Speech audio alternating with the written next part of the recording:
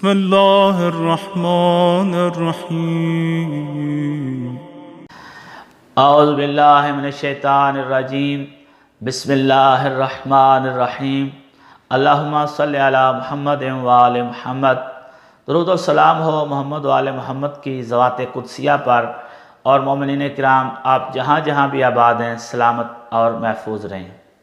رمضان المبارک کا آخری عشرہ ہے. اس بابرکت عشرے میں اعتکاف جیسی عبادت کا ذکر کرنا چاہتے ہیں. اعتکاف بیٹھنے کا کیا ثواب ہے، اور اگر کوئی مومن اعتکاف بیٹھتا ہے تو وہ کن شرائط کو ملحوظ خاطر رکھے تاکہ اعتکاف جیسی عبادت مکمل طور پر صحیح انجام پائے. رسول اللہ صلی اللہ علیہ وآلہ وسلم سے حدیث ہے، اور وسائل الشیعہ میں حر عاملی رضوان اللہ تعالی جیسے عالم ربانی نے ذکر فرمایا ہے کہ فضل الاعتکاف یعادل حجتین و عمرتین.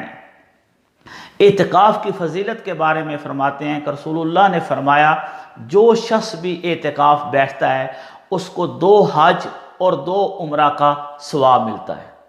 اور ہم دیکھتے ہیں کہ جب کوئی معتکف اعتکاف کو کمپلیٹ کر کے مکمل کر کے مسجد سے آتا ہے تو محلے والے رشتہ دار اس کے ساتھ ویسا ہی سلوک کرتے ہیں جو حجاج کرام اور حاجیوں کے ساتھ کیا جاتا ہے، کیونکہ یہ روایت مسلمہ ہے. اہل سنت اور اہل تشیع دونوں فرقوں کی کتابوں میں یہ روایت موجود ہے کہ اعتکاف بیٹھنے والے کو 2 حج اور 2 عمرے کا ثواب ملے گا.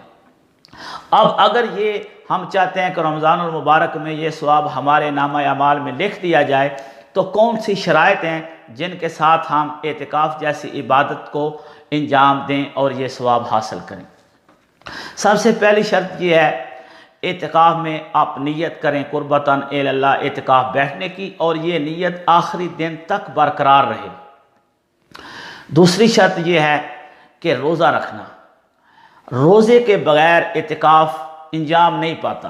اگر روزے کے بغیر آپ مسجد میں بیٹھ گئے ہیں، قرآن پڑھ رہے ہیں، عبادات کر رہے ہیں، اس کا ثواب آپ کو ملے گا، تلاوت قرآن کا، عبادات کا. اعتکاف روزے کے بغیر صحیح نہیں ہوتا. اس کے بعد کم از کم آپ 3 دن اعتکاف بیٹھ سکتے ہیں اور زیادہ سے زیادہ 10 دن. اور اس میں یاد رہے کہ پہلا اور دوسرا دن مستحب ہوتا ہے. اگر آپ نے 2 دن مکمل کر لیے ہیں تو تیسرے دن کو کمپلیٹ کرنا واجب ہے، آپ نہیں چھوڑ سکتے. اور زیادہ سے زیادہ آپ 10 دن اعتکاف بیٹھ سکتے ہیں. شرط اعتکاف کی ایک یہ ہے کہ جامع مسجد ہو.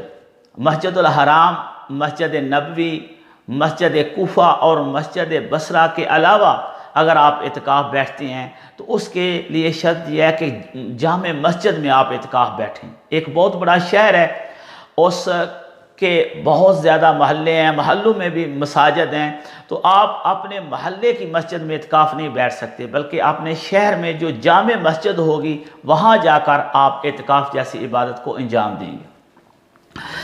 اگر بیٹا یا بیٹی ہے تو والد کی اجازت سے اعتکاف بیٹھے، اور اگر زوجہ ہے تو اس کو اپنے شوہر کی اجازت لینا ضروری ہے تاکہ اس کا اعتکاف صحیح انجام پائے.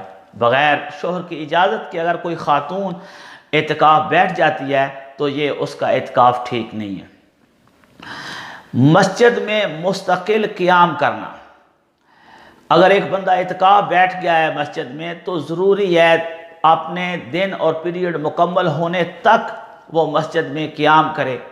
اور اگر اس قیام کا وہ لحاظ نہیں رکھتا، اعتکاف بیٹھ گیا ہے، تھوڑی دیر بعد ایسے بازار میں چلا گیا ہے، دوستوں کے ساتھ مہمانوں کے ساتھ گھوم کے پھر آ کے بیٹھ گیا ہے، جو اس سے پتہ چلتا ہے کہ یہ مسجد میں قیام نہیں کر رہا تو اس کا اعتکاف ٹھیک نہیں ہے. ہاں اگر آپ کسی حاجت کے لیے جانا چاہتے ہیں، حاجت بھی شرعی ہے، عذر شرعی کے لیے آپ جا سکتے ہیں. مثلا غسل کرنا ہے، آپ کو مسجد میں کوئی انتظام نہیں ہے غسل کرنے کے لیے، آپ تشریف لے جا سکتے ہیں. کسی مومن کا جنازہ پڑھنا ہے، اس کے لیے آپ تشریف لے جا سکتے ہیں. اور کوئی اہم حاجت ہے وہ کسی مومن کے لیے تو اس کے لیے بھی آپ تشریف لے جا سکتے ہیں. جیسا کہ وسائل الشیعہ میں ہی باب الاعتکاف میں حر عاملی رضوان اللہ تعالیٰ علیہ نے ایک روایت نقل کی ہے. وہ فرماتے ہیں کہ امام حسن علیہ الصلوۃ والسلام مسجد میں اعتکاف بیٹھے ہوئے تھے اور میں پاس تھا. ایک بندہ مسجد میں داخل ہوا اور آ کر کہتا ہے یا ابن رسول اللہ میں نے ایک شخص کا قرض ادا کرنا ہے لیکن میرے پاس پیسے نہیں ہیں. اب وہ چاہتا ہے کہ مجھے پکڑ لے اور اپنے پاس قید کر لے. اگر آپ میرا قرض ادا کر دیں تو آپ کی مہربانی ہوگی. مولا نے فرمایا اس وقت میرے پاس کوئی پیسے نہیں ہیں کہ جن سے میں آپ کا قرض ادا کروں. تو وہ شخص کہتا ہے اگر آپ اس کو کہہ دیں کہ مجھے فرصت دے دے, کو تھوڑی مہلت دے دے تو بھی وہ مجھے دے دے گا. امام علیہ الصلوۃ والسلام یہ سن کر اٹھ کھڑے ہوئے اور آپ نے جوتے پہننے لگے. میمون بن مہران راوی ہیں, وہ کہتے ہیں میں نے مولا سے کہا یا ابن رسول اللہ انسیت الاعتکاف, آپ اعتکاف بیٹھے ہوئے ہیں کیا بھول گئے ہیں؟ مولا نے کہا ما انستا, میں اعتکاف کو بھولا نہیں ہوں لیکن میں نے اپنے بابا علی علیہ السلام سے اور انہوں نے رسول اللہ صلی اللہ علیہ وآلہ وسلم سے سنا من سعی فی قضاء حاجت اخیہ المسلم کانما عبد اللہ عز وجل 9000 سنہ. میں نے امیر المومنین سے اور انہوں نے رسول اللہ سے سنا کہ جو بھی اپنے مسلمان بھائی کی حاجت روائی کے لیے کوشش کرے گویا اس نے اللہ کی 9000 سال عبادت کی. قائماً لیلہ و صائماً نہارہ, اور ان 9 سال میں ایسے ہی ہے جیسے وہ دن میں روزہ رکھے ہوئے تھا اور رات کو پوری رات عبادت اس نے گزاری.